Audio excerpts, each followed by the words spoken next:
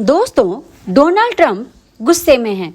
उनका ये गुस्सा नाटो पर निकल रहा है। ट्रंप ने उन्हें कागजी शेर और कायर तक बता दिया है। आपको याद होगा कि कुछ दिनों पहले ट्रंप ने चीन, जापान सहित नाटो देशों से अपने युद्धपोत स्ट्रेट ऑफ होर्मुज में भेजने के लिए कहा था, लेकिन किसी भी देश ने अपने युद्धपोत नहीं भेजे। अपने आदेश का पालन नहीं होने से नाराज हुए ट्रंप ने नाटो पर जमकर अपनी भड़ास निकाली है। उन्होंने शुक्रवार को कहा कि बिना यूएस नाटो कुछ भी नहीं है, वे कागज के शेर हैं। अपने social media account truth social पर ट्रंप ने कहा कि अमेरिका के बिना नाटो कागजी शेर है। वे न्यूक्लियर हथियार वाले ईरान को रोकने के लिए लड़ाई नहीं करना चाहते। सैन्य रूप से ये लड़ाई जीत ली गई है। उनके लिए बहुत थोड़ा खतरा है। वे शिकायत कर रहे हैं इस लड़ाई की वजह से उन्हें तेल के लिए ज्यादा कीमत चुकानी पड़ रही है, लेकिन वे स्ट्रेट ऑफ होर्मुज खुलवाने में मदद नहीं करना चाहते। स्ट्रेट ऑफ होर्मुज में युद्धपोत भेजना उनके लिए आसान था। कायर हम इसे याद रखेंगे। व्हाइट हाउस में मीडिया से बातचीत में ट्रंप ने कहा कि हमें किसी की जरूरत नहीं है। हम दुनिया के सबसे ताकतवर देश हैं। हमारी सेना सबसे मजबूत है। हमें उनकी जरूरत नहीं है। 2 सप्ताह पहले यूनाइटेड किंगडम ने कहा कि वह अपने युद्धपोत भेजना चाहता है, लेकिन मैंने कहा कि हमें आपकी जरूरत नहीं। हम इनकी सुरक्षा और नाटो पर काफी पैसा खर्च कर रहे हैं। हम हजारों किलोमीटर दूर यूक्रेन में इनकी मदद कर रहे हैं। ट्रंप का ये गुस्सा इसलिए है क्योंकि उनके कहने के मुताबिक देशों ने अपने युद्धपोत नहीं भेजे। वे चाहते हैं कि स्ट्रेट ऑफ होर्मुज, जहां ईरान तेल टैंकरों और जहाजों को निशाना बनाता आया है, वहां वे अपने युद्धपोत भेज दें। नाटो, जिसमें ज्यादातर यूरोपीय देश, वे इतना बड़ा जोखिम उठाने के लिए तैयार नहीं हैं। वे ईरान के साथ टकराव में नहीं आना चाहते।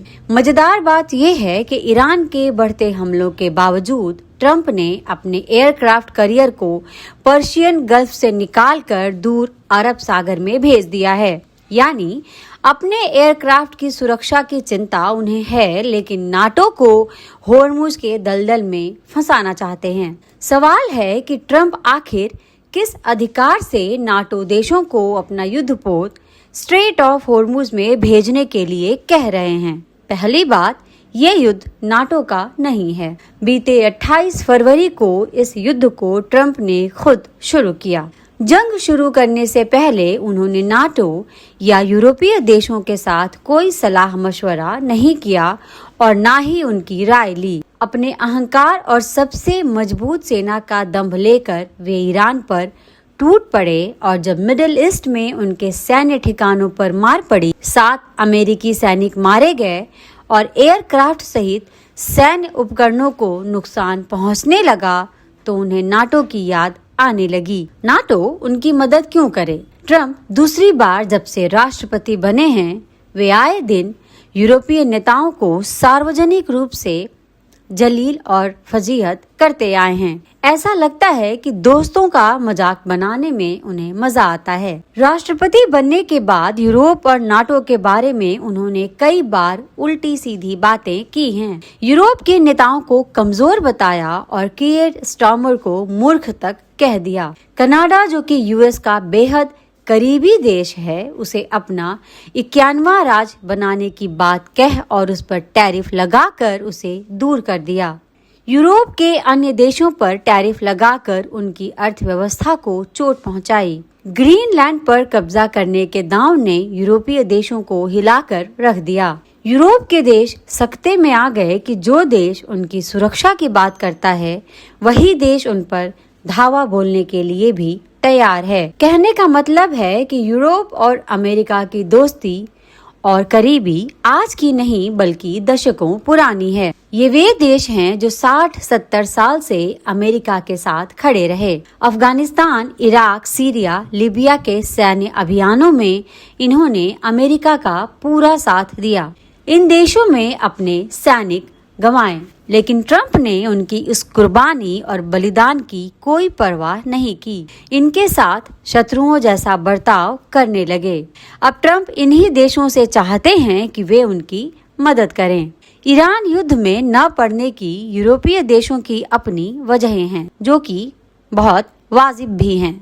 वे ईरान के साथ सीधा टकराव नहीं चाहते। हाँ, तेल और गैस को लेकर उनकी चिंता है और ये चिंता सभी देशों की है। वे भी चाहते हैं कि स्ट्रेट ऑफ होर्मुज से तेल टैंकर निकले, मध्य पूर्व में गैस स्टेशनों और तेल रिफाइनरियों पर हमले ना हों। Britain, France, Germany, Italy, Japan और नीदरलैंड, इन 6 देशों की कोशिश है कि स्ट्रेट ऑफ होर्मुज से एक सुरक्षित गलियारा निकले।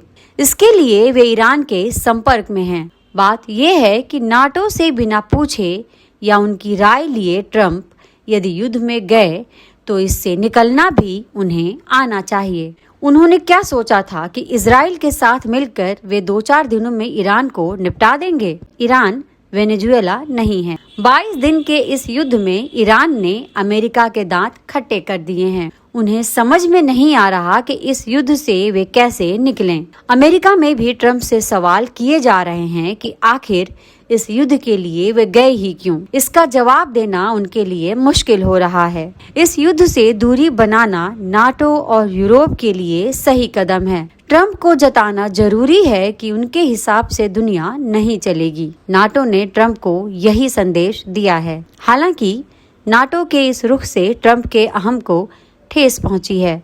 आशंका है कि ईरान युद्ध से निकलने के बाद वे नाटो को सबक सिखाने के लिए उल जलूल फैसले ले सकते हैं। नाटो को इसके लिए तैयार रहना चाहिए। दोस्तों, हमारे इस वीडियो को लाइक, शेयर और चैनल को सब्सक्राइब जरूर करें। धन्यवाद।